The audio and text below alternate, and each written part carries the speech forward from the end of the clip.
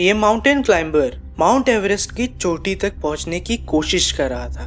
बस कुछ और चढ़ाई के बाद ये क्लाइंबर अपनी जिंदगी के सबसे बड़े सपने को हकीकत बनाने जा रहा था। चढ़ते चढ़ते एक बार उसने पीछे मुड़ने का सोचा। पीछे मुड़ते ही उसने एक और क्लाइंबर को देखा। वो आदमी अचानक अपने पीछे एक और क्लाइंबर को देख दंग रह गया। पर फिर उसने सोचा कि तेज बर्फ है तो शायद वो उसे देख नहीं पाया होगा। ये सोचते हुए वो आगे की ओर बढ़ने ही वाला था कि फिर उसने ध्यान दिया तो देखा कि ये क्लाइंबर बहुत आराम से ऊपर चढ़ रहा है। ऐसा मानो जैसे कि वो कोई एक अच्छे सड़क पर चल रहा हो, ना कि माउंट एवरेस्ट पर। वो अनजान क्लाइंबर जब उसके ठीक सामने खड़ा हुआ तब उसे समझ आया कि ये कोई इंसान नहीं है, ये इंसान हो ही नहीं सकता। पर अब बहुत देर हो चुकी है। उस मिस्टीरियस एंटिटी ने अपना एक हाथ उसके कंधे पर रखा और बस उस माउंटेन क्लाइंबर की भी बाकियों की तरह कहानी यही समाप्त। उसके साथी क्लाइंबर्स, पेरेंट्स और फ्रेंड्स को शायद ही कभी उसकी मौत की असली वजह पता चलेगी। पर कुछ लोग हैं जिन्हें सब पता है, जो इस मासूम क्लाइंबर को बचाने आ ही रहे थे पर लेट हो गए। ये लोग और कोई नहीं बल्कि एससीपी फाउंडेशन के मेंबर्स हैं और इस क्लाइंबर के कातिल को ये SCP-1529 king of the mountain बुलाते हैं। एससीपी फाउंडेशन इस भयंकर एंटिटी के बारे में 1970 से जानते हैं। SCP-1529 को माउंट एवरेस्ट के जिस एरिया में देखा गया है उन सभी एरियाज पर टेलीस्कोप और सैटेलाइट के थ्रू कड़ी निगरानी रखी जाती है। साथ ही वेदर ठीक होने पर एयरप्लेन और हेलीकॉप्टर से निगरानी रखी जाती है, क्योंकि काफी ऐसे SCPs भी होते हैं जिन्हें कभी कंटेन किया नहीं जा सकता। ऐसे SCPs पर मैंने भी वीडियो बनाया है, जैसे कि SCP-4666 the you'll man, SCP-3000 Anant Shesha. SCP-1529 mountain climbing के कपड़ों में ही दिखाई देता है। उसके कपड़े, बूट्स और गॉगल्स सब हमेशा एक ही रहते हैं। ये कह पाना मुश्किल है कि क्या ये कपड़े ही है या उसका स्किन, क्योंकि SCP-3008-2 के कपड़े ही उनके स्किन है। तो क्या पता SCP-1529 का भी हो सकता है। 1970s के टाइम माउंटेन क्लाइंबिंग करना बहुत पॉपुलर हो रहा था और तभी कई लोग कहने लगे कि माउंट एवरेस्ट के चोटी के आसपास कहीं एक मॉन्स्टर घूम रहा है। कुछ फोटोज और डेड बॉडीज को देखने के बाद SCP फाउंडेशन ने बेस कैंप्स बनाए जहां माउंट एवरेस्ट को मॉनिटर किया जाता है। साथ ही जब क्लाइंबर्स आते हैं तो कैंप्स में एजेंट्स को तैनात किया जाता है। फिलहाल अभी तक बस एक ही इंसान है जो SCP-1529 के हाथों मरते मरते बचा। SCP फाउंडेशन को लगा था कि ये क्लाइंबर भी मर चुका होगा, लेकिन ठीक 2 दिन बाद इन्वेस्टिगेशन के दौरान उनको ये आदमी जिंदा मिला। हालांकि उसके कई उंगलियां खराब हो गए। मैं आपको उस आदमी का इंटरव्यू सुनाऊंगा जहां वो रिसर्चर को बताता है कि उसने क्या एक्सपीरियंस किया और कैसे वो SCP-1529 से बच गया।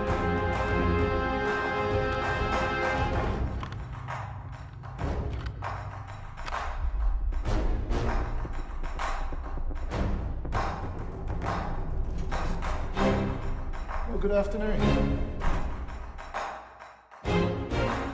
तुम्हारा रिएक्शन क्या था जब तुमने उसे पहली बार देखा?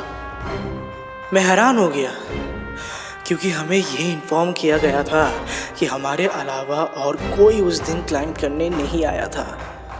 मैंने सोचा कि शायद वो किसी और साइड से आया होगा या फिर अपने साथियों से पिछड़ गया होगा। मैं चिल्लाया और अपना हाथ हिलाया ताकि वो मुझे देखे। क्या हुआ तब जब उसने तुम्हें देखा? वो सीधे मेरी ओर देखा और तभी ये सब शुरू हुआ। अचानक मुझे खुशी और आराम महसूस होने लगा। मेरा सारा दर्द दुख मिट गया। माउंट एवरेस्ट की ऊंचाई में मुझे गर्म और अच्छा फील हो रहा था। ऐसा मानो जैसे कि मैं अपने ही घर के फायरप्लेस के सामने पैर सेक रहा हूँ। मेरे सारे चिंता दूर हो गए और अब मैं बस आराम का आनंद लेना चाहता हूँ। लेकिन सही नहीं लग रहा था। क्या आपने कभी पैराडॉक्सिकल अनड्रेसिंग के बारे में सुना है? जब आपका शरीर बहुत ठंडा होने लगे मगर आपको तेज गर्मी महसूस हो, इतना गर्म कि आप अपने कपड़े तक निकाल दो ठंडा होने के लिए। और फिर बस रह जाता है एक नंगा मरा हुआ शरीर। उसे पैराडॉक्सिकल अनड्रेसिंग कहते हैं। मेरे एक साथी के साथ ठीक ऐसा ही हुआ था। अच्छा, तो तुम्हें लगा कि तुम्हारे साथ भी सेम यही हो रहा होगा? सही समझे।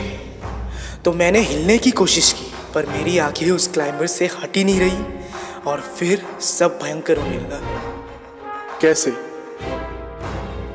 अचानक वो आराम और गर्माहट चला गया। मुझे बहुत ठंड लगने लगा, बहुत ज़्यादा ठंड। मैं अपने चेहरे और उंगलियों को फील ही नहीं कर पा रहा था। मेरे लिप्स मानो जमकर क्रैक हो गए हो। मेरे साथी सब 30 मीटर नीचे थे। मैंने चिल्लाकर उन्हें पुकारने की कोशिश की, पर मेरे मुंह से आवाज़ ही नहीं निकल रहा था। मैंने उस क्लाइंबर पर ध्यान दिया तो देखा कि वो अभी भी मेरी ओर ही बढ़ रहा है। उसको तुम तक पहुंचने में कितना टाइम लगा होगा? 1 घंटा। मैं श्योर नहीं हूँ। मैंने अपना वॉच नहीं देखा। मैं तो हिल ही नहीं पा रहा था। एवरेस्ट के ऐसे ऊंचाई पे मैं फंसा था जहाँ से नीचे वापस अपने कैंप में जाने में मुझे रात हो जाता। ये चिंता मुझे बहुत सता रही थी कि मैं शायद उस माउंटेन के नीचे कभी नहीं जा पाऊंगा। लेकिन उससे भी ज़्यादा मुझे इस बात का डर था कि वो आदमी कौन है। जैसे जैसे वो मेरी ओर बढ़ता गया, मेरे सर में एक अजीब डर, दर्द और नफरत महसूस होने लगा। क्या हुआ तब जब वो तुम्हारे सामने आया? उसने मेरा कंधा पकड़ा और मुझे अपनी ओर खींचा। मैंने सीधे उसके गॉगल्स को देखा। वो आंखें। गॉगल्स या आंखें? गॉगल्स नहीं, आंखें, दोनों। अब मुझे नहीं पता, but it was like I could see things in them, not see them so much, more like feel them, images and feelings in the back of my mind, rage and joy and confusion. Confusion? उसने मेरे से एक सवाल पूछा। It spoke? नहीं, पर मैं उससे सुन पा रहा था, मगर अपने कानों से नहीं। उसके गॉगल्स में मैंने लोगों की तस्वीरें दिखे। लोग गर्म टब्स में, बॉनफायर में, बीच में, वार्म हैप्पी पीपल। उन सारे लोगों को मैंने कहीं ना कहीं देखा था। कुछ लोगों को बुक्स में, पिक्चर्स में, माउंटेन चढ़ने के वक्त देखा था। I saw green books, people still lying face down somewhere in the dead zone, and I heard his question. क्या था वो सवाल? तुम मेरे गिफ्ट को मना कर दोगे? वो सर्वाइवर ये बोलकर ही इंटरव्यू के दौरान चुप हो गया। उसके चेहरे पर डर साफ साफ दिख रहा था। क्या हुआ? बोलो।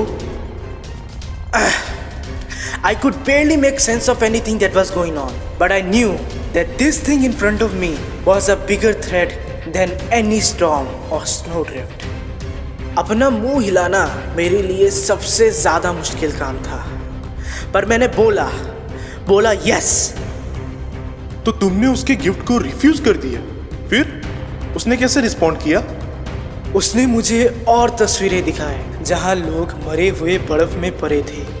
उसने मुझे कुछ कहा नहीं, पर मुझे महसूस हो रहा था कि वो मेरे मना करने पर अपमानित, गुस्सा और हैरान हो गया। वो मुझे बोलने की कोशिश कर रहा था कि मैं एहसान फरामोश निकला, जबकि मुझे उसके गिफ्ट को स्वीकार कर आराम करना चाहिए था। उसने पूछा, तुम ऐसा क्यों कर रहे हो? फिर उसने मेरा मजाक उड़ाया। Just a few more questions please. उसने तुम्हारा मजाक कैसे उड़ाया? उसने मुझे अपने एक विक्टिम को मरते हुए दिखाया। मैं उसके पर्सपेक्टिव से वो सब देख रहा था। वो शायद उसका पहला विक्टिम था। मल्लोरी ईयर 1924। वो तड़प कर जम रहा था और बेहद तेजी से मर रहा था। ये धीरे धीरे मल्लोरी की तरफ बढ़ा और उसके कंधों पर हाथ रख दिया। उसके हाथ रखते ही मल्लोरी तेजी से सर गया। उसके बाद क्या हुआ? मल्लोरी के साथ जो हुआ वो मैं अपने साथ तो होने नहीं दे सकता, इसीलिए पूरी ताकत लगाकर मैंने उसके गॉगल्स पर पंच मारा। वो गॉगल्स टूट गए और मैं देख पा रहा था कि उसके पीछे क्या है। क्या था उसके गॉगल्स के पीछे? मुझे ज़्यादा कुछ याद नहीं। शायद कैसे करके मैं बीवी बैग के अंदर घुस गया, क्योंकि आप लोगों को उसी के अंदर मैं मिला। इंटरव्यू यहीं पे समाप्त हुआ। इस हादसे के 5 महीने 17 दिन बाद SCP-1529 वापस दिखा। उसके गॉगल्स बिल्कुल ठीक दिख रहे थे, जैसे कुछ हुआ ही ना हो। उस सर्वाइवर ने SCP-1529 के इनकाउंटर के बाद माउंटेन क्लाइंबिंग क्विट कर दिया, मगर ठीक 12 महीने बाद उसकी मौत हो गई। SCP फाउंडेशन को बताया गया कि उस सर्वाइवर की मौत का कारण एस्बेस्टस है, लेकिन फिर फाउंडेशन के रिसर्चर्स ने उसके बॉडी पर ऑटोप्सी परफॉर्म किया, जिससे पता चला कि मरने के समय वो एक्सट्रीम हाइपोथर्मिया, फ्रॉस्टबाइट और सेरिब्रल एडेमा से सफर कर रहा था। SCP-1529 तभी हमला करता है जब कोई क्लाइंबर अकेला हो, हालांकि उसे एक से ज्यादा लोगों ने एक साथ देखा है। तो ये थी कहानी SCP-1529 की। SCP-1529 king of the mountain, जो शायद आज भी माउंट एवरेस्ट में भटक रहा है एक और विक्टिम की खोज में। यहाँ तक देख ही लिया है तो प्लीज लाइक और सब्सक्राइब जरूर करके जाओ। आप लाइक और सब्सक्राइब करोगे तभी तो मैं और वीडियोस बनाऊंगा ना।